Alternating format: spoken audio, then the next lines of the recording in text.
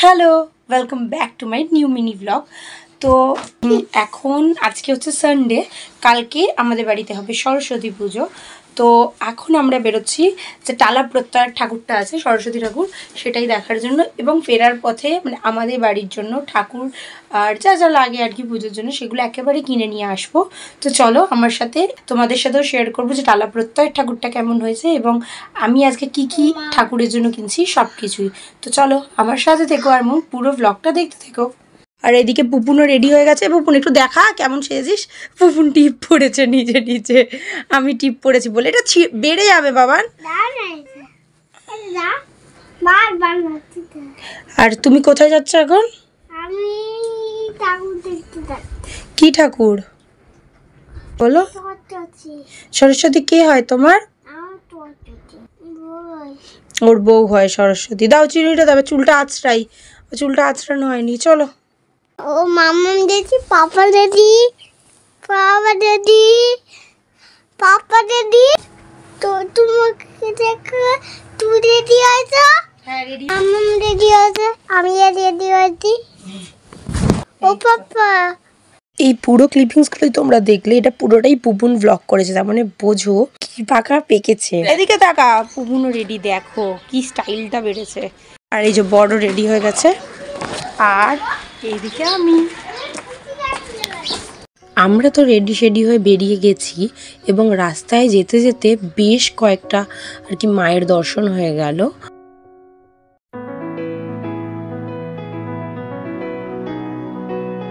আর রাস্তা দিয়ে যেতে যেতে এটাই মনে হচ্ছিল যে সেই আমাদের স্কুল লাইফের কথা। দেখতেই পাচ্ছ কি ছোট ছোট বাচ্চা মেয়েরা সব শাড়ি পরে যাচ্ছে, স্কুলে যাচ্ছে। আমরাও ঠিক এইভাবেই স্কুলে যেতাম, বন্ধুদের সাথে ঘুরতে যেতাম, স্কুলের পরে একসাথে খাওয়া দাওয়া করে একেবারে ফিরতাম।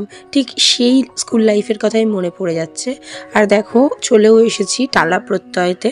টালা প্রত্যয়ের এইবারে 100 বছর হচ্ছে দুর্গাপুজোর। তা সেই রকমই বেশ গ্র্যান্ড করেও আশা করি দুর্গাপুজোটা হবে। এমনিও গ্র্যান্ড করেই হয়।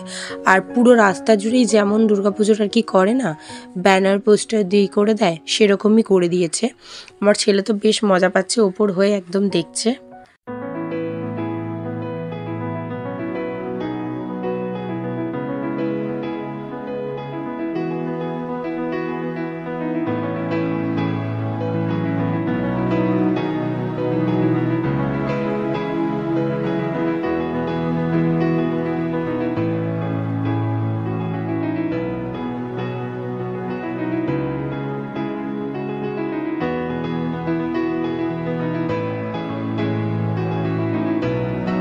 প্রতিমা তো দর্শন হয়েই গেছে, দেখতেই পেলে মাকে কি সুন্দর লাগছে, অপূর্ব মায়ের এই রূপ।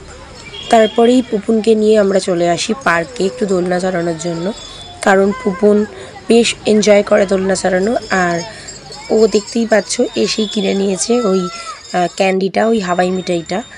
তারপরে ও এখন দোলনা চড়তে চলে গেছে, দেখতেই পাচ্ছ বেশ মজা করছে।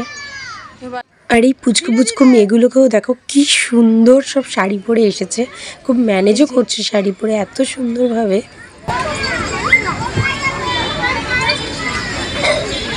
হ্যাঁ আমি খাইয়ে দিচ্ছি, দাঁড়াও।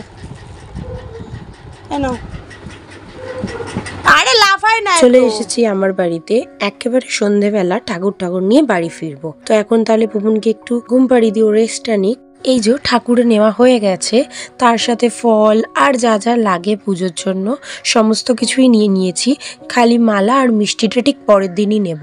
আর বেশি বড় ঠাকুর নিইনি, যেহেতু 1 বছর রাখতে হবে ঠাকুরটা। আর কালকেই তোমাদের সাথে একবারে শেয়ার করবো কিরকম ঠাকুর নিয়েছে, কেমন দেখতে। তাহলে আজকের ভিডিওটা এইটুকুই, টাটা, বাই বাই, আবার দেখা হচ্ছে কালকে।